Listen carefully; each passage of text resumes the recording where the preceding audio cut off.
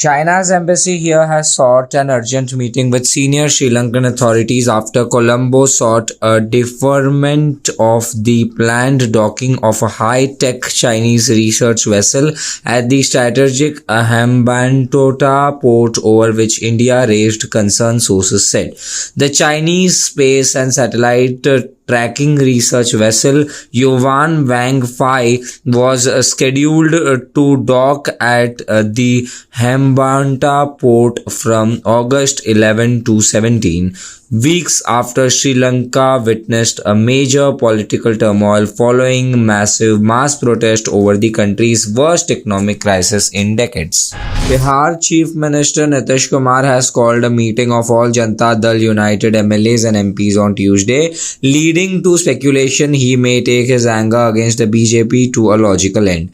Chief among the many reasons why Nitish Kumar is upset with the BJP, which is an alliance partner of the Janata Dal United or JDU in Bihar, has been the BJP-led central government's offer of token representation to allies as union ministers. Mr. Kumar's party had denied another Rajya Sabha berth last month to his former JDU colleague RCP Singh, who had taken a spot in Prime Minister Narendra Modi's cabinet last year without consulting Mr. Kumar.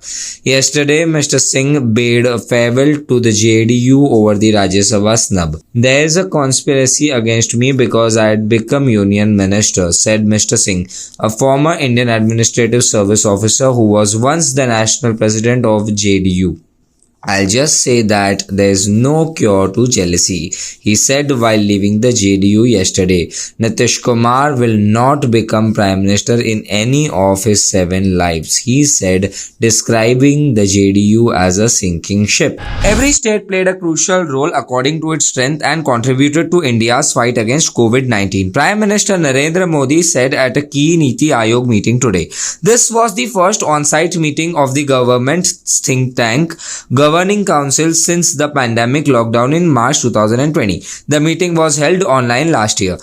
At least 23 chief ministers, 3 lieutenant governors, 2 administrators and union ministers attended the event, moderated by Defence Minister Rajnath Singh. Every state played a crucial role according to its strength and contributed to India's fight against COVID-19. This led to India emerging as an example for the developing nations to look up to as a global leader, PM Modi said according to a statement by Niti Aayog. India are having a gold rush on the 10th day of the Commonwealth Games 2022. 3 boxers, Nikhat Zareen, women's light flyweight, Amit Panghal, men's flyweight, and Neetu Ganghas, women's minimum weight, have won their respective finals. 8 coaches of a goods train derailed on the Delhi-Rohtak route near Karwar railway station in Haryana on Sunday, disrupting traffic on the line. Police said the top railway officials have reached the spot and an investigation to ascertain the cause of the accident is on. The goods train was headed from Shakur Basti in Delhi to Suratgarh via Rohtak. It was laden with coal.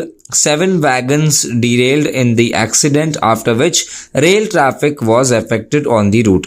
Assistant Sub-Inspector of Rohtak Police Manoj Kumar told PTI. He said that a portion of the rail track where the accident occurred was also damaged, adding that no one was injured in the accident.